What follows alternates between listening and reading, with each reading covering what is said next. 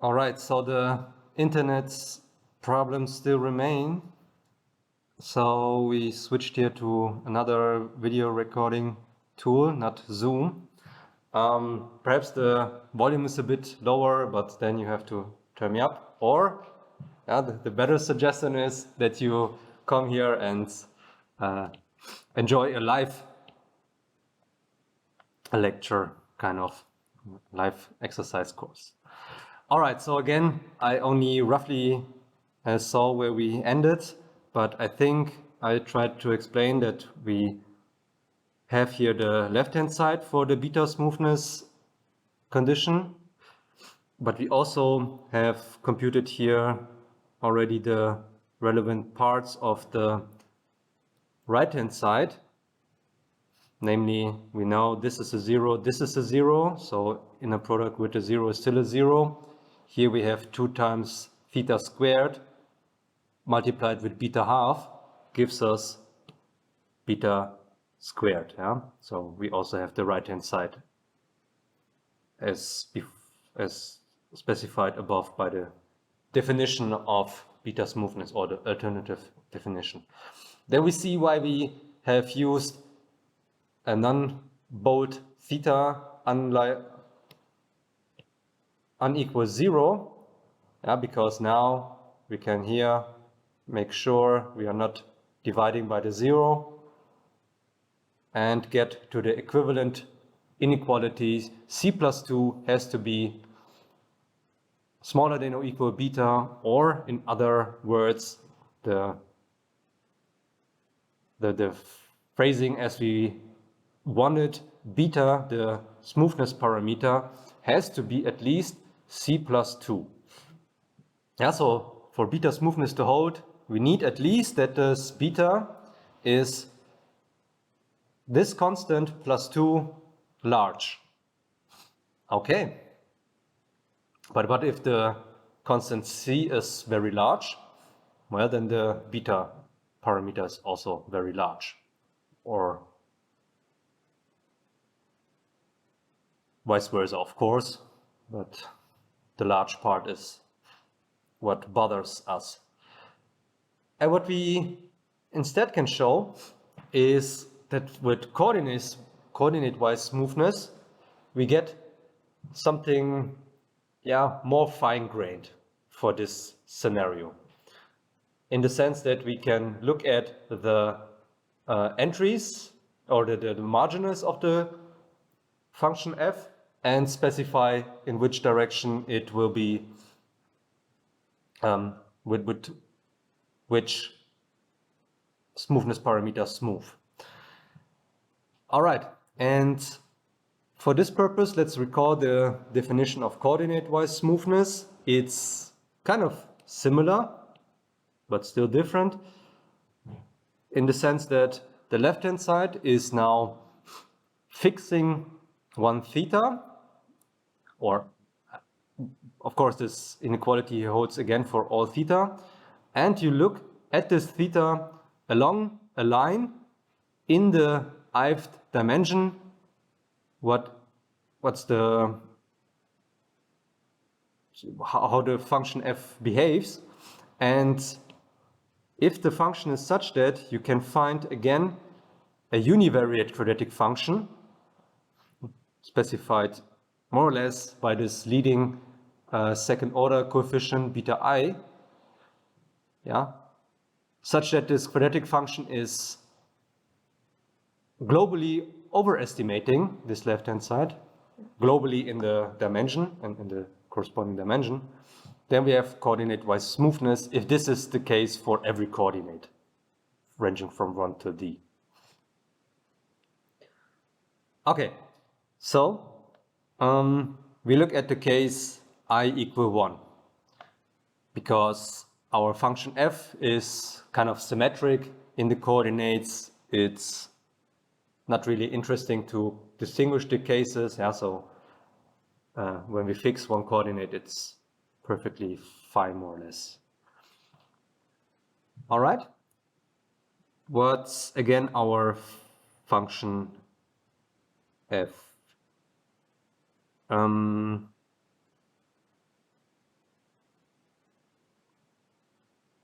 What's this? I guess this is a typo.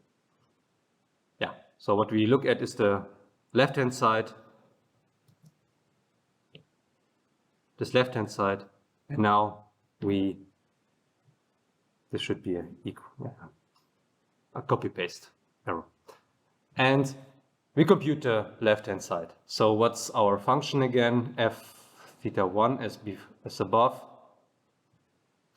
was theta I squared plus theta 2 squared plus c times theta 1 times theta 2. And now, if we use coordinate 1, we add to the first theta I term a lambda, more or less. Yeah? This is what is happening here. So this thing here is essentially theta 1 plus lambda theta 2. And this is what you have here inside. So we just have to plug in these two coordinates into the function, and well, simply definition, we see, okay, we just have to replace here, and here the theta 1 with, not a good idea, with theta 1 plus lambda, here and here, finished. Then we more or less calculate what is here in the first squared term, theta 1 plus lambda squared, and well, you see, so binomial formula, this gives us theta 1 squared plus 2 times lambda times theta 1 plus lambda squared. And the rest, theta 2 squared is here. And then here we can also calculate the two separate terms we have here, in fact, namely c times theta 1 times theta 2 and c times lambda times theta 2. This is what we have. Now, so really breaking it down to its micro components, let's say. Yeah, this is what we did right now. But if you now choose for beta 1, the coordinate-wise smoothness,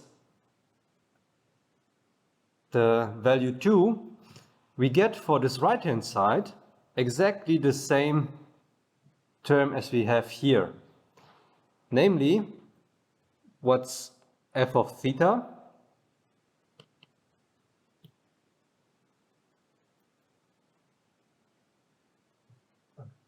Scroll up. What's f of theta? This is what you see here. What's the gradient of f theta? Now, just a quick side calculation. The gradient will be 2 theta 1 plus c theta 2 and 2 theta 2 plus c theta 1. Yeah, this is the gradient of f. If you look at the function f as we have it here, the partial derivative with respect to the first component, this squared term is its partial derivative is 2 times theta 1.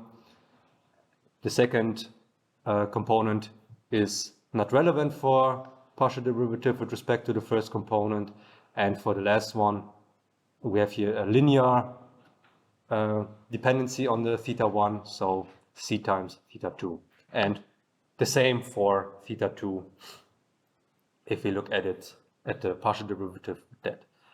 Okay, so as we here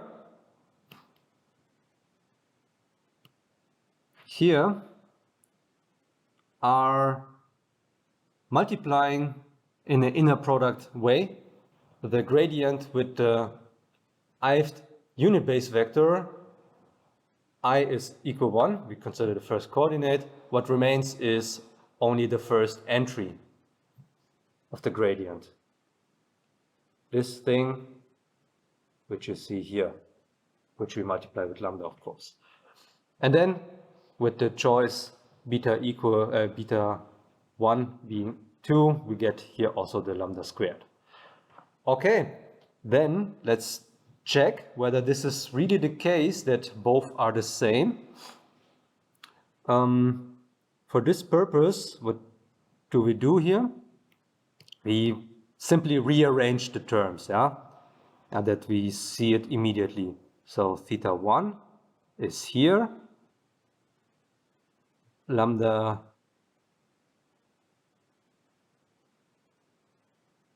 or rather 2 times lambda theta 1 is here, lambda squared.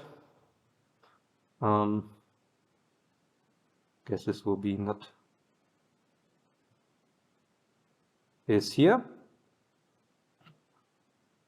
almost here.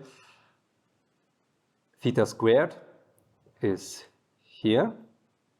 C times, well, this is this mixed term coming from here. And then finally, this term, which is multiplied with lambda, is coming from there. And now we see, is there a golden, something like gold? No, here, gold.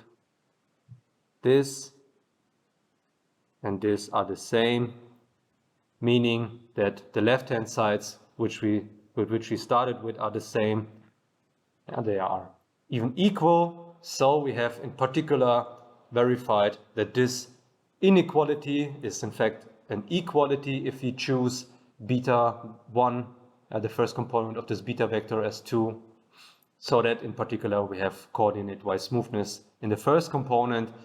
And well, the function f is kind of symmetric regarding its components. You do the same argument for theta 2 because the roles of them are really symmetric. So both are squared and both are here mixed together with the c component. So for beta coordinate or coordinate-wise beta smoothness in the second coordinate, we can also choose 2. So, long story short, we have here beta with 2, 2.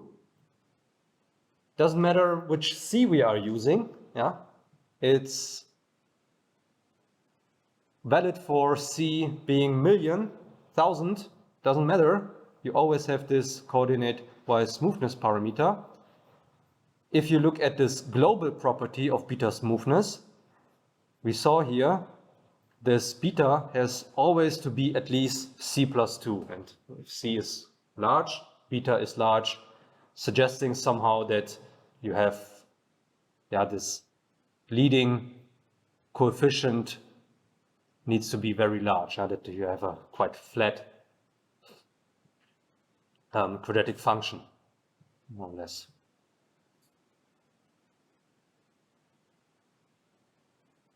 It's steep, not flat. So here for this very simple example, we see in a very illustrative way how much these two definitions can differ in some sense. While coordinate-wise smoothness stays always 2, the global smoothness can be very large in the worst case, not giving you much insight. All right, then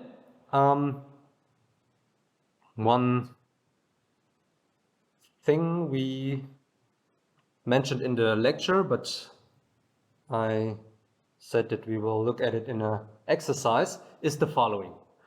So we saw very obviously that smoothness, the global smoothness implies coordinate-wise smoothness, which is easy because this global beta smoothness parameter is kind of like a upper bound always for the coordinate-wise beta parameters. And the question is, does this also holds the other way around. If we have coordinate-wise smoothness, can we find something to say that we have also global beta smoothness? And yes, this is the case. And we can choose the beta simply as the Euclidean norm of the coordinate-wise beta vector, smoothness vector. And it's easier to show to use the alternative definition of smoothness. So you recall that we in fact have defined smoothness, beta smoothness, as the gradients of the function being beta Lipschitz. Now, this is how we specified it. And you can do a similar thing, which is a more strict definition for coordinate-wise smoothness, in the sense that you only have to, or it's a bit more, so you have to require that the partial derivatives of your function of interest, these are beta I Lipschitz, meaning that if you look at the gradient with respect to this component I, and the component can vary from 1 till d, then if you look at the differences of the function values evaluated at 2 different points along a line, it's fine to look at it in this way, then this is at most the length of the line, from how much they differ, the 2 arguments. It's exactly lambda, how much they differ, the inputs. And you have to multiply it with the allegedly Lipschitz constant here, and beta I is the one. And we will use this more convenient definition or stricter definition to show that we can indeed imply beta smoothness, global beta smoothness from coordinate-wise smoothness. And okay, how do we do this?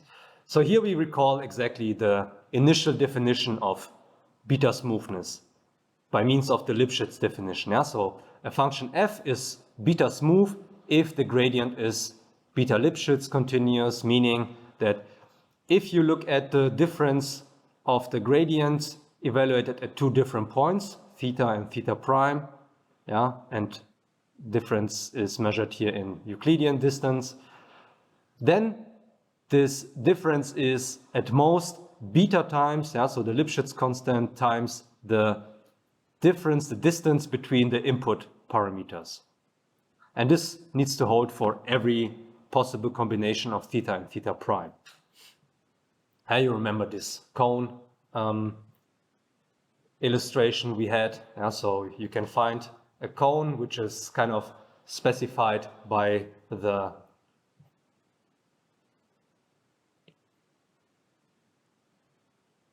this constant here, and you can move this cone along the function. This is the function f, and this cone will always be outside the function value. It will not touch it anymore. Okay, and this is what we want to show. Now this is essentially what we want to show with beta being exactly this one, if we have coordinate-wise smoothness. All right, and then it's actually quite straightforward to do this with the hint I gave with the Cauchy-Schwarz inequality. It's simply writing down the definition of the Euclidean norm for this distance here. What do we do there? Well, we are summing up the component-wise squared differences between the two. Here for gradient of f at theta and gradient of f at theta prime. Look at the difference, square them up, and sum this up. We have here not the squared Euclidean distance, so we need to take the square root into account. And well, The good thing is, with this, what we have here, we already can bound more or less what is written down here, because what's our lambda?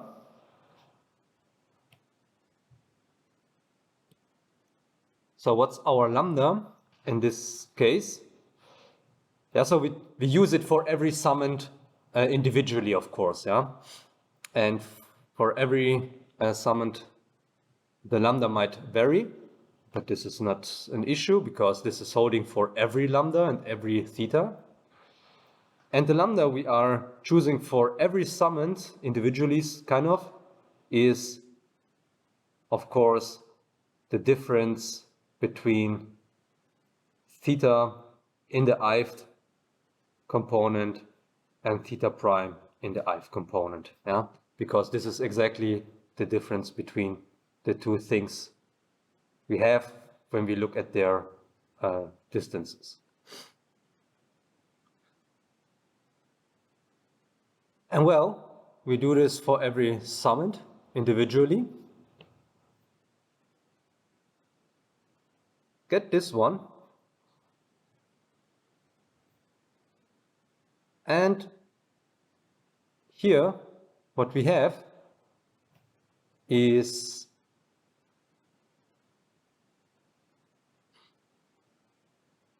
a square root of a sum with squared components. And now, what is in general true is that sum of squaring something is smaller than summing x and then squaring. This is what we use here. And what happens then is that the square root disappears, right? And voila, we have something which is in more or less the form which we want for the Cauchy-Schwarz inequality. Because now what we have here is essentially beta, the vector beta, bold beta, transposed with another vector, namely the vector which we get when we look at the absolute, component-wise absolute distance between theta and theta prime. And Cauchy-Schwarz is telling us, well, this inner product here is always smaller than or equal than the product of their norms of these two vectors we have in the inner product. And well, we started with the distance between the gradients in Euclidean norm. We bounded it with the seeked Lipschitz constant, this beta here. This is what we wanted to choose for beta, times the distance between the input parameters, theta and theta prime. And this is what we wanted for, this is the gray box, the Lipschitz continuity of our function f, or its gradient rather.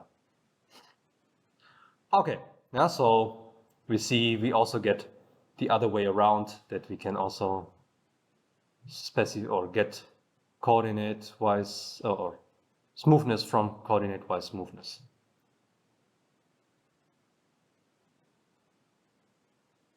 Okay.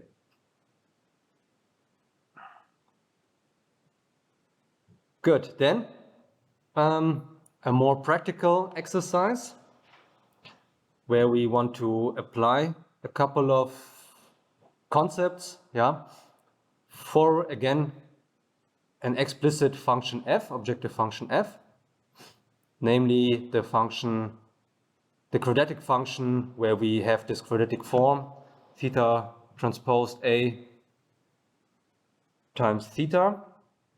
Sorry, somehow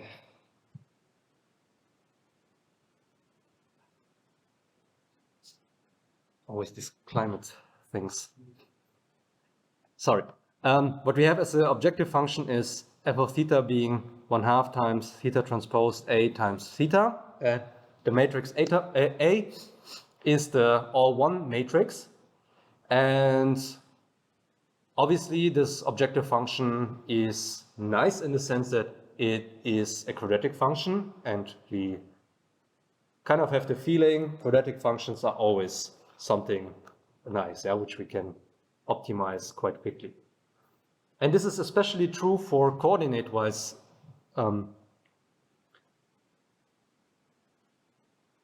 coordinate descent algorithms. Why is here greedy, by the way? It should be simply coordinate descent. Doesn't matter, as because greedy coordinate descent was only introduced today in today's lecture. All right, so what we want to show first is this function f is beta smooth, and we want to show that the parameter beta is equal to the dimensionality d we have. And as a hint, we have here every symmetric and diagonally dominant matrix with positive diagonal entries is positive definite. Okay, so how can we proceed? We recall our proceeding for showing, or the convenient tool which we have shown on one exercise sheet, one of the previous ones. Yeah, very colorful, but yeah, this one here. Beta smoothness of f is equivalent to this function h theta equal beta half times the squared Euclidean norm of theta minus f theta. This is convex. Then we know that f is beta smooth. If f is convex, now this is important. F and convex and differentiable, in fact. But we don't have to worry, f is convex. It's a quadratic function, so we can indeed look at this function h of theta, where the first typo is already there. Theta squared. Beta half times theta, the Euclidean norm of theta squared minus f theta. This is what we want to show to be convex for showing that f is beta smooth. And how can we show convexity of a differentiable function? We compute the Hessian matrix and check whether it's positive semi-definite. Let's compute the gradient first, and then the Hessian matrix. What's h of theta? Well, the gradient with respect, so we can compute the gradient summand-wise. So for the first summand, what's the gradient of the squared Euclidean norm? It's, by now we know it, hopefully by heart. This is 2 times transposed, and this is 2 times theta, if you write it in this way. So the 2's are cancelling out, the beta remains and is multiplied with the theta, which is coming here. What's the gradient of f? Almost the same procedure, almost A transpose theta. The gradient of this thing would be, to make it really explicit, it would be A plus A transposed times theta if we have here a matrix in between. But this matrix is obviously symmetric, so A plus A transpose is the same, so we have A times theta here.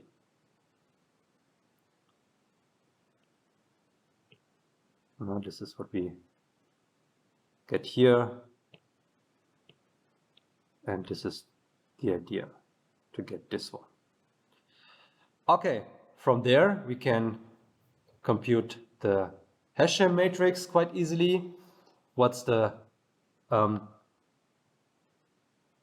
so what do we get if we compute now the Hessian matrix? Well, looking at the partial derivatives with the theta, it's clear that here the identity matrix, the D times identity matrix appears, and for the second part, this green part, we have that the A matrix remains, so beta times the identity matrix minus A is giving us the following matrix where we have beta minus 1 on the diagonal, and on every other entry we have a minus 1.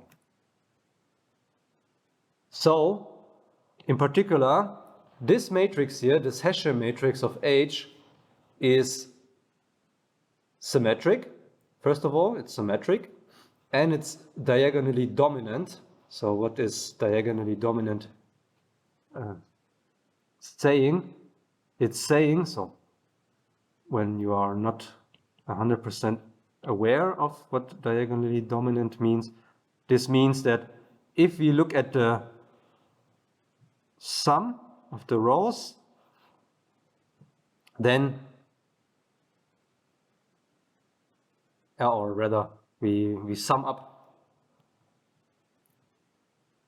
every entry except the diagonal entry in one row, and the sum of the off diagonal entries is at most the entry of the diagonal.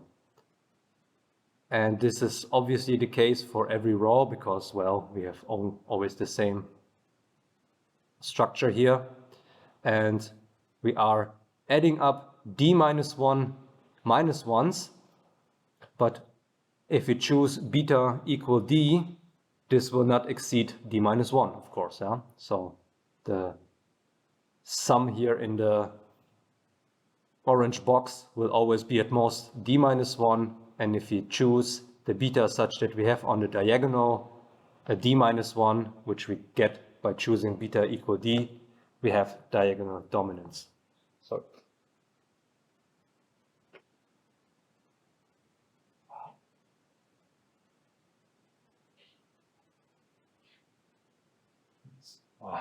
sorry. Okay, and if we have a diagonal dominant matrix, we know, or at least we can look it up. I said it here for convenience, that you can simply assume that you have a positive definite matrix in this case if it's diagonally dominant. Okay, what about coordinate-wise beta smoothness? Here we can get, again, a more refined result in the sense that here we get the beta smoothness vector is the all ones vector. How can we see this? Again, by checking this Lipschitz, or there are different ways. We can, of course, also check this inequality here as it was. But in this scenario, it's easier to look at the gradient and check its Lipschitz continuous property. Because what's the gradient of f? Well, we computed it here above. No need to compute it again. So it's a times theta. Let's right now concretely down what a times theta means.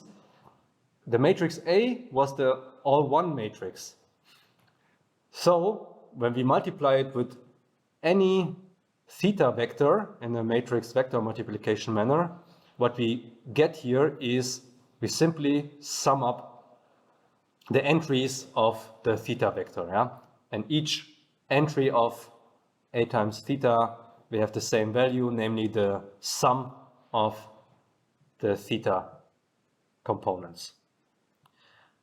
All right, so if we compare now the gradients of f at some point theta plus lambda times the ith unit base vector and look at the ith component with the gradient of f at theta and its ith component. What's the difference between the two? Well, this one is the sum theta I every time, yeah, so for every entry. Let's write theta j.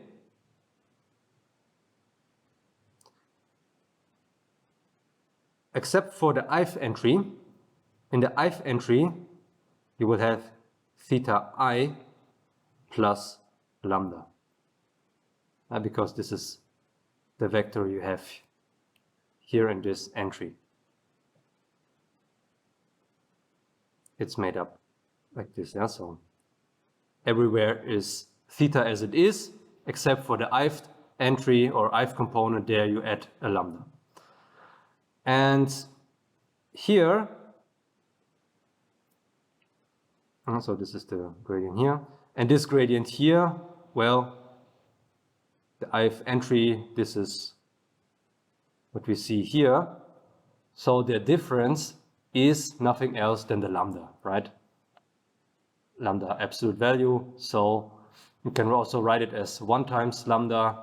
So you have here the Lipschitz continuous property with a Lipschitz constant of 1, yeah, which is exactly inequality 2 we had before in the exercise before.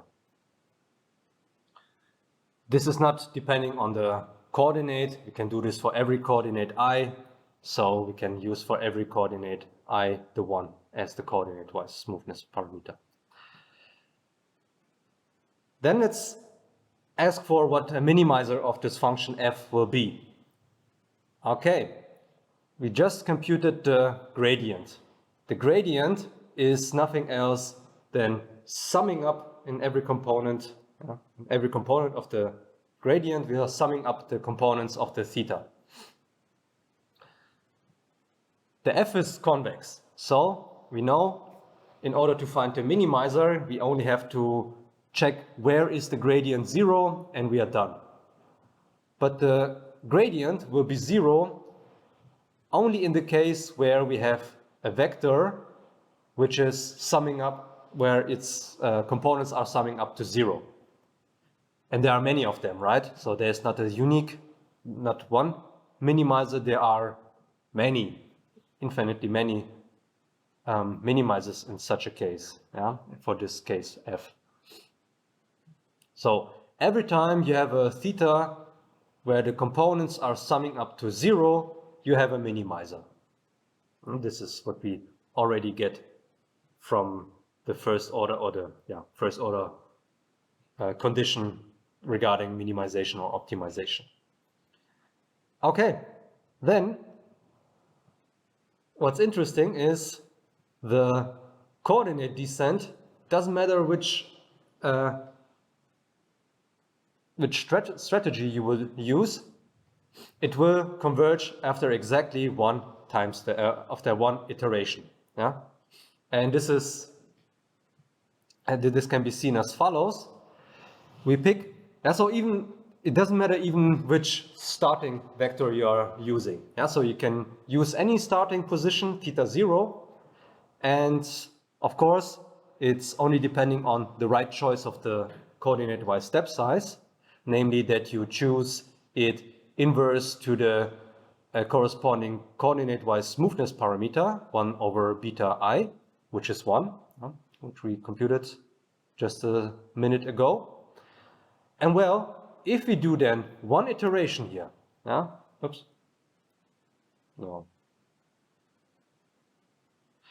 if you do 1 iteration here with this, and let's say our active coordinate choice was such that we start with some j, so with some coordinate j, 1 or d, doesn't matter which one of them. And the next iteration, well, is specified by the starting position minus coordinate-wise step size for the j coordinate, which we picked, one of the arbitrary one, times gradient, or its jth component of the gradient, times ej. In vector notation, you see it like this. Yeah, so theta theta 0 is here. The entries of theta 0. The jth entry is kind of special because this is the only one which will be updated by the coordinate update, which we see here. You have everywhere a 0 except for the jth entry. There you computed the gradient, and the gradient is always the sum of the components. Yeah? And here, by the way, it should be 0, not theta t. Okay, so this means every entry of theta 0 stay the same, except for the jth one. Here, what we get is a minus. Sorry, there's a minus. We get minus the sum of all entries of theta 0 except for the jth one, because they cancel out here. Theta 0j is one entry here in the sum. Here you add it, here you subtract it, it's canceling out, and only the remaining terms, only the remaining components are which remain there. But then this resulting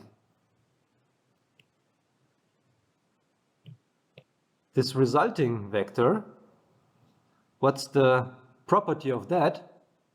Well, if you sum it up, if you sum over the components, it's 0, exactly.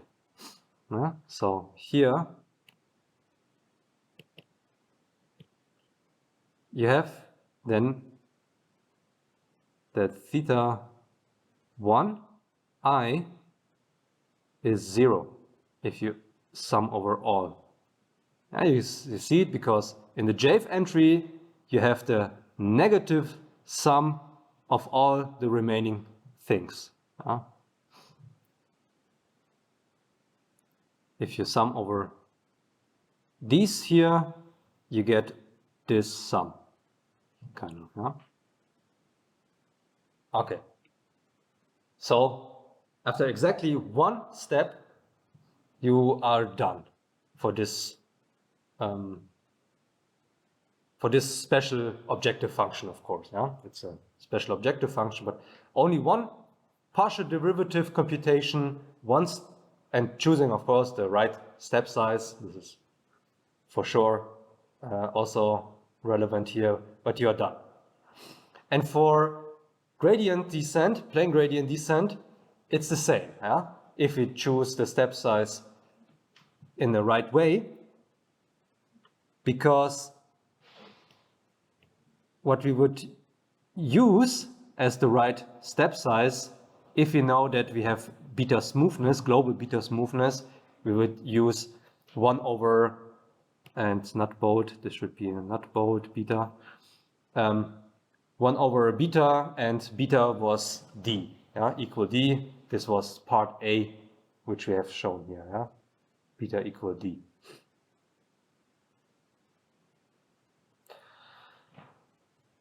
So again, doing more or less the same. We choose an arbitrary theta 0, doesn't matter, and we do the well-known plane gradient descent update with theta 0 here, of course, again.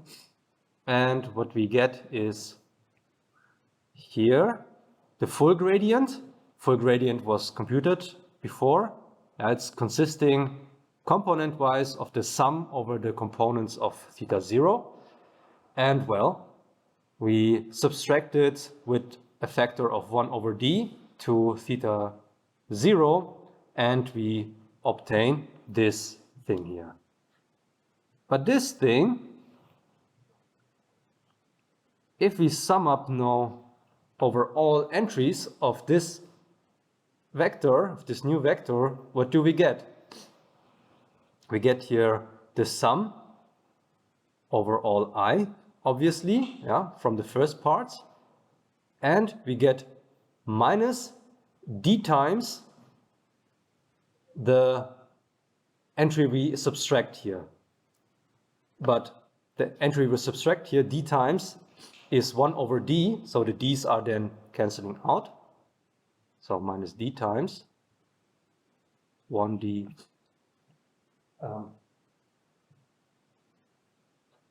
sorry. 1d times this thing here, and you see immediately this is cancelling out, and the remaining two things are also cancelling out. We have again a 0. So we end up with a vector which is such that its components are summing up to 0, and we just saw a minute before that this is in fact a minimizer of the function f. So you see, okay, with plane gradient descent we are also finished after one step, but the difference is for the plane gradient descent you compute the full gradient in the worst case. For coordinate-wise descent you only have here to compute one entry, and this is enough to converge. Of course, again, a quite simple toy example, but nevertheless it's showing you the potential which is there for coordinate-wise descent algorithms. Okay, so we are then good to go for the practical exercise, I would say. And as usual, we have here our notebook with random coordinate descent. And as usual, we are looking at this simple least square estimation problem, yeah? Just to get a feeling for all these things. And 468 of the, let's see, perhaps. As usual, we load our helping functions. Sorry.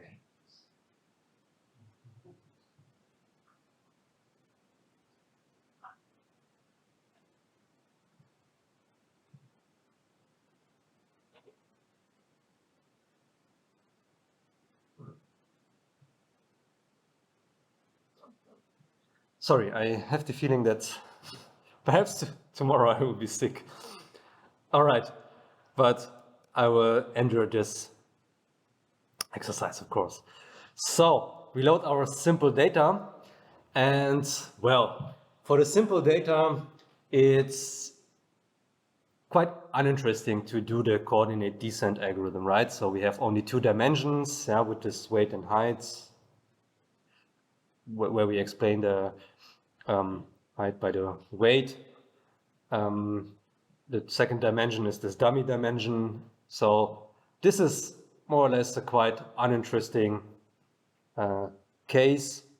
So I only considered the case with the more complex data, with this concrete data. But before that, we need to calculate, of course, the objective function as before, the beta and the alpha. The beta, you remember, in this scenario was the maximum eigenvalue of the matrix X transposed X, and then divided with the number of entries. So for the height weight example, it's 1. The coordinate-wise smoothness vectors, we get them by looking at the norm of the ith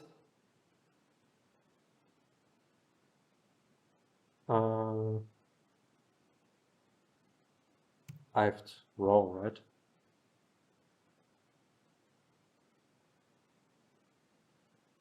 Yeah. Yeah. So in this scenario, it's uninteresting. Well, so that the beta coordinates are quite uninteresting in this case. So we just load here every relevant method as before. Yeah, also the adaptive ones from last time. And what we also do is we already implement the randomized coordinate descent gradient by using our function gradient descent and giving it more and more input values, possible input values. So what I added now compared to what we had before is now this option coordinate dex, which is by default false, that we don't do coordinate descent or rather randomized coordinate descent. And if it's turned to true, well, we do the randomized coordinate descent. We sample uniformly at random, which we can do with the NumPy random function random rand_int. Yeah. An entry between 0 and d-1, more or less. Yeah, in Python, we start to come from 0 in the array. And this is why it's written in this way. And if this is, and then we store this value I, and what we do is we refine the gamma function, the step size function, with an additional entry I, to make sure that we can also do use a different step size for each dimension. Here I was lazy, honestly. So we computed the gradient as before. Yeah, of course, in practice you won't do this because the argument to do coordinate descent is that you only look at the partial derivative and it's not simply calculate the full gradient and then only restrict it to the ith one. Of course, this is not what you should do. But I was a bit too lazy to rework the whole function. So this is my quick and dirty solution to that. But of course, I want to stress here that usually, you won't do this. So when you do coordinate descent iterations, you will compute the partial derivative and then plug it here in. And this partial derivative is then multiplied with the ith unit-based vector. Okay, I loaded this. Yeah. Okay, so the simple case is not interesting. So this height-weight scenario. More interesting is what is happening in the more complex data where we have at least a higher dimensional. So it's still not a high dimensional scenario with 8 dimensions, but still better than before. And what we get here, if we look at the beta-wise coordinates, smoothness parameters, we get here a different picture. So there, the beta coordinates, is it right? Yeah. Here the beta coordinates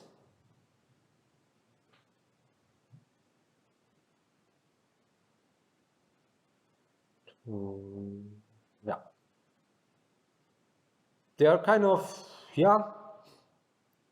close to 1, all of them, a bit larger than 1, but not exactly 1.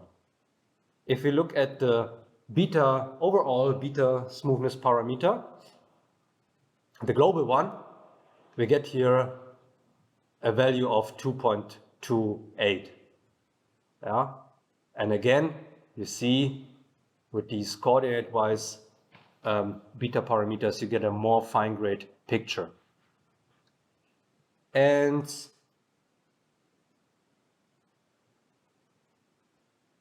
we can then compute and compare the case where we use the step sizes as if we would know that we have a gamma well condition function, because we know we have a gamma well condition function. We can use the plane gradient descent. Same procedure as every week, more or less. We can also calculate or look at the iteratives of the accelerated gradient descent. We can also look at Adagrad, but as we saw last time, there a bit of tuning is necessary. We can also look at Adam again. And we can also look at coordinate descent. And for coordinate descent, we have to, it's obvious that the convergence will be a bit slower. So what we do is we increase the number of maximum iterations, namely by the dimensionality. 50 was our number of iterations before, and now we multiply it here with the dimension. And we can also, we have two versions.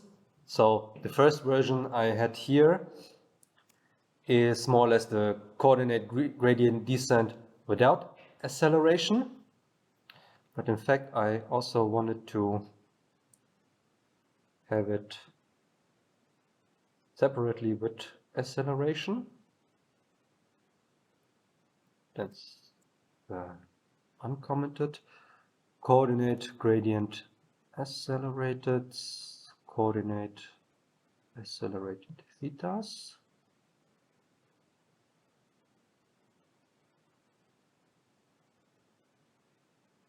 And here is interesting because the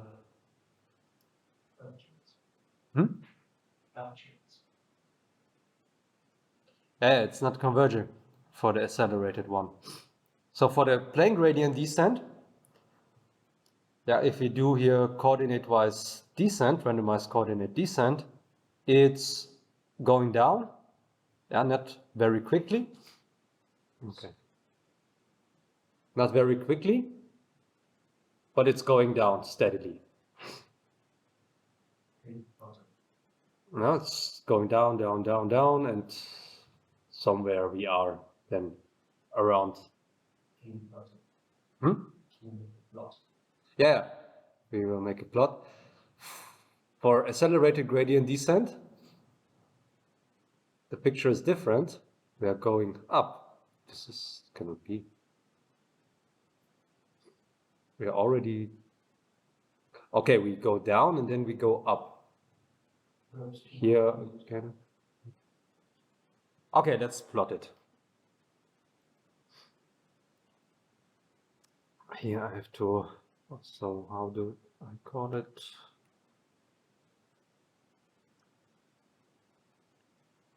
I have to give it a different color. Orange. Oh, not a good idea.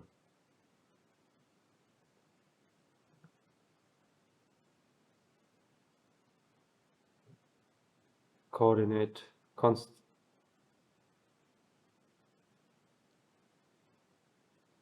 This is the accelerated one.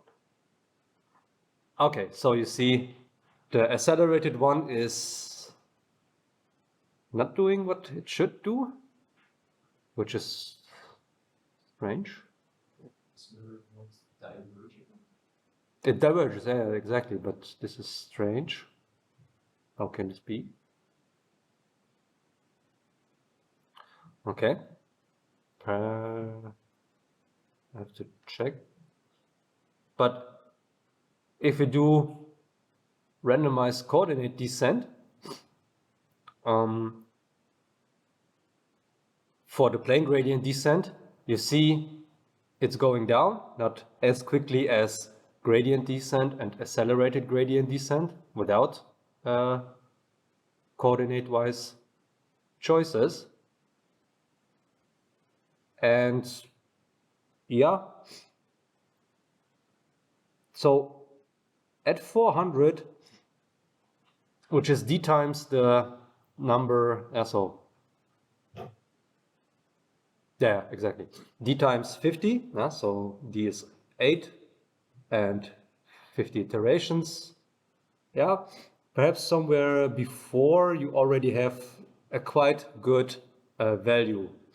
Yeah, although you have computed only the, yeah, so if you would have implemented in an honest way, not just picking the gradient entry and only computing the partial derivative, yeah, you would have here a much smaller computational effort, which is typically the case. Yeah, so this picture here is kind of representative what you usually see for these comparison coordinate wise versus non-coordinate full gradient descent, that you have a slower convergence, but not as if you would have the worst case scenario that only in the very last iteration you only get as good as the one without doing coordinate wise descent.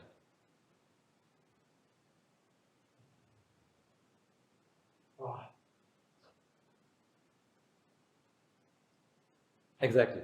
Yeah, so this is kind of representative for that.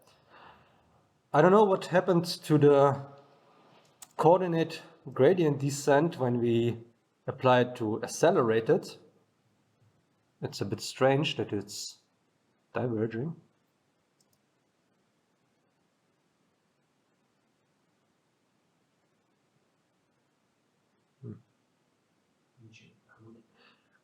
Perhaps, I think the problem is that the momentum coefficient is not it's not a good idea as it is right now. So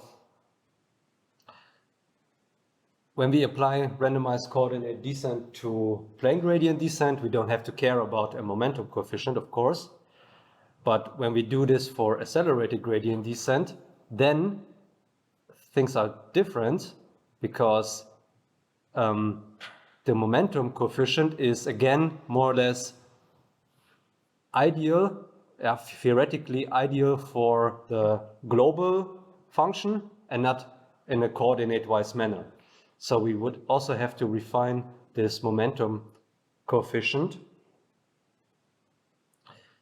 And of course, this is not so obvious how you do this.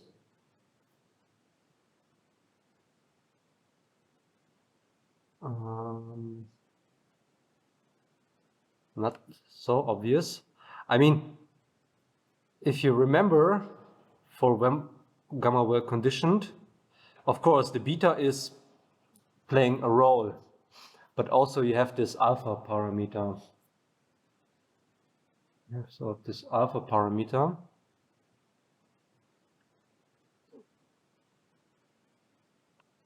I mean, we can simply try the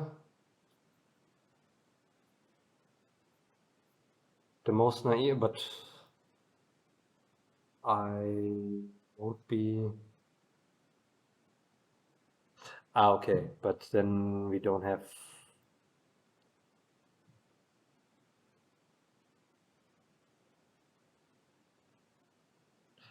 But then we have to change the signature.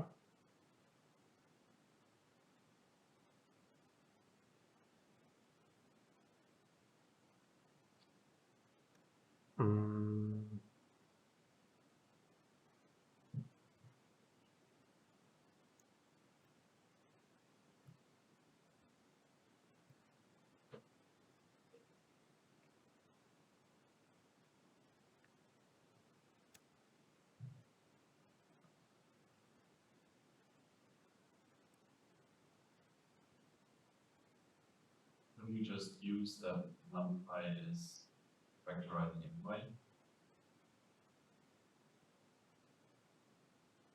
No, the thing is that the way I implemented it, the momentum coefficient is only depending on one input.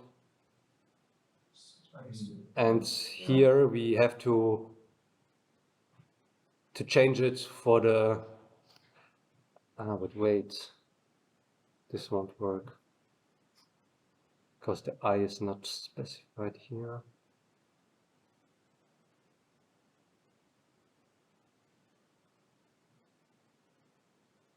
No, this won't work. This simple fix. But you could calculate the B.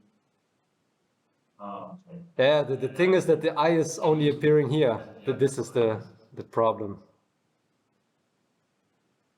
You could write that B in an anonymous function that you can then. Yeah. I could.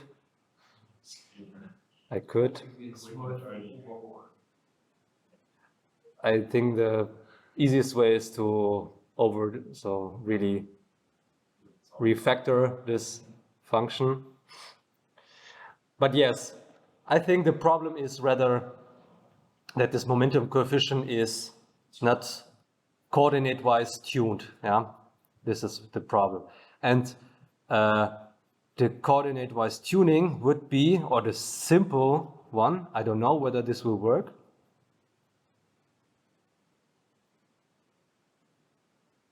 Would be, of course, here using the beta I and beta I.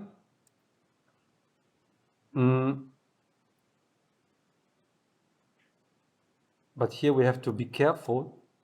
But yes, it's okay. Now that we don't have here some negative term. And if we have beta I divided by alpha, but this will always be a positive term. So that square root here is well defined. But I guess something like this should work. Not 100% sure, but using a momentum coefficient for every coordinate is most likely the explanation for this divergence here, that you don't converge at all and go somewhere else. It's for every coordinate. So right now we have one momentum scalar and it accumulates over every coordinate. Exactly. This is the thing, that you accumulate the momentum over all coordinates. Snowballing. Yeah, exactly. What we try is when you go back to this momentum function, when you make this momentum well function, returning function, and fix the I, and then just all the B in the above how what it is accelerated. Do you know what I'm meaning? No, so you can remove the I from this because then the signature is expected by the other function, and then inside of the momentum well just define some. So in the gradient, in this momentum well. Yeah. So instead of the return, I can also, if you. Sure. So I'm not a big programmer. I don't know if it works, but You can also act like line numbers, then it's easier to say well what you.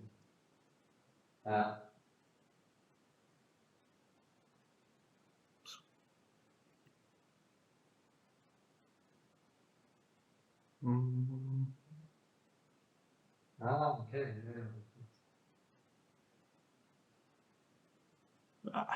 See where you're going.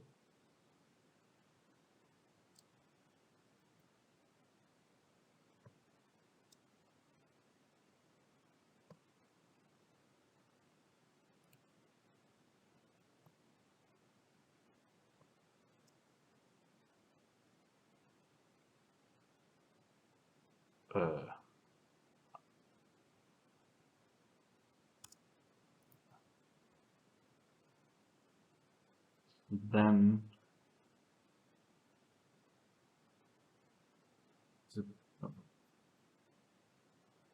Yeah. Let me bring it down. yeah. Yeah. It's a bit large. So let's. We can just.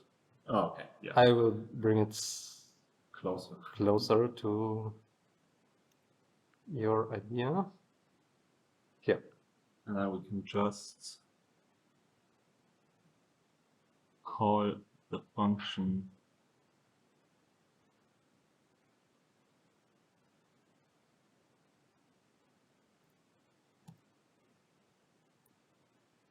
No, and in the S you don't need the V of yeah. I. But here every v should be Yeah. called, right? So this might work.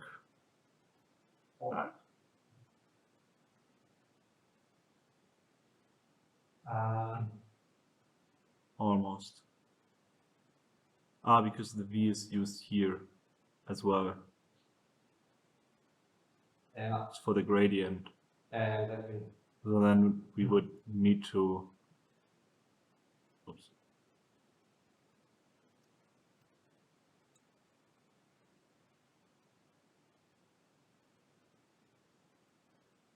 Move this here.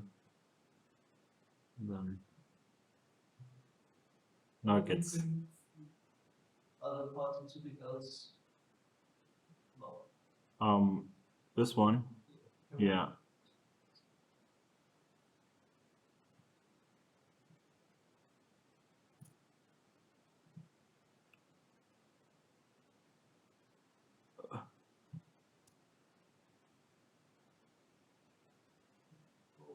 And then This is also needed in the if.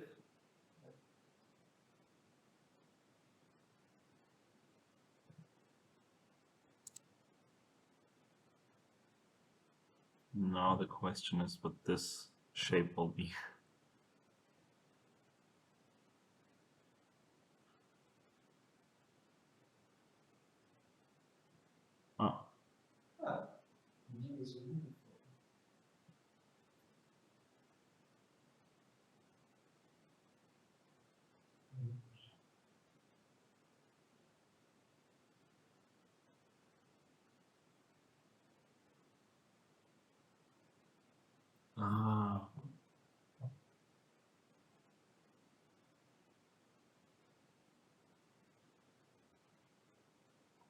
Yeah, we also need, it does not really work because then this one is, this momentum call returns a function. So actually it's this part that we need down here. Yeah. So then we could just move everything. Yeah. And then we could have just moved everything down anyway. But then we can also. Yeah, but now we can Yeah, just. here. Yeah.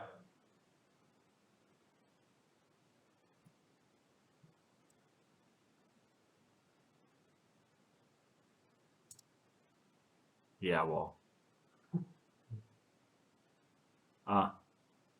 Almost. Exactly. We are close, I guess.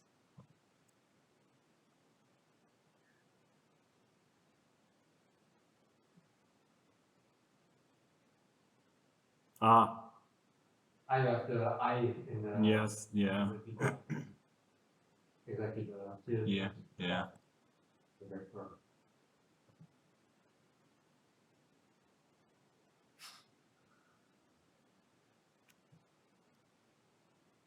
And then the V is already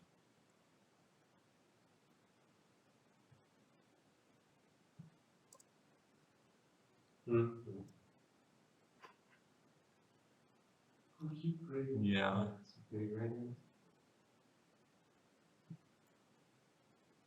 Now it should be good, right? Need one bracket now? Okay. Yeah. Yeah, thanks. And?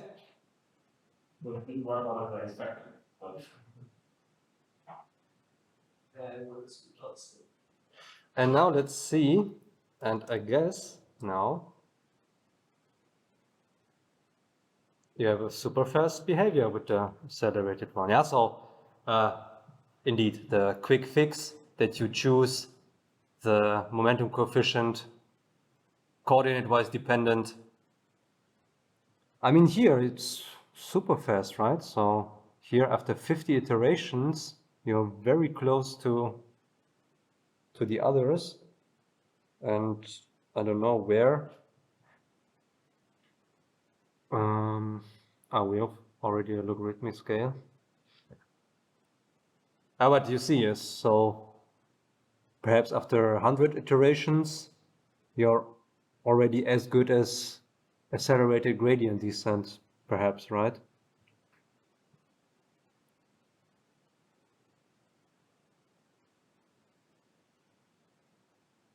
Almost. Comparable, yeah, not exactly as good, but close.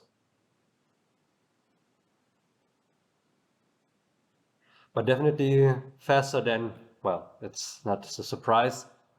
Acceleration is, as the name suggests, accelerating the convergence speed. So not surprising that also for the coordinate variance, this is the case. Okay, now with the help of the Python experts here, we also have in the notebook a variant for the accelerated randomized coordinate descent algorithm.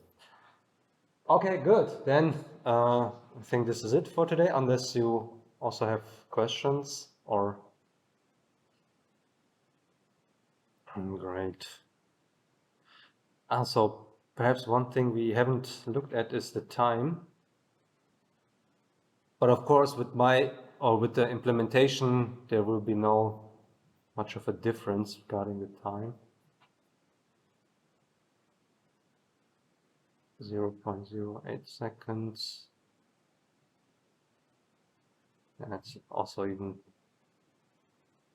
we have more iterations, and of course, in each iteration, we don't make use of only looking at the partial derivative because we also have the full gradient. Okay, yeah, but ideally this should be much smaller for the coordinate gradient descent if you compute the gradient, the partial gradient in the correct way, not simply slicing it down to the respective component. All right, but I guess this is things for future work. Yeah, I mean, you can also play around with this if you're interested. So with this, I would thank you for your participation and for watching, of course, and see you next week. Bye-bye.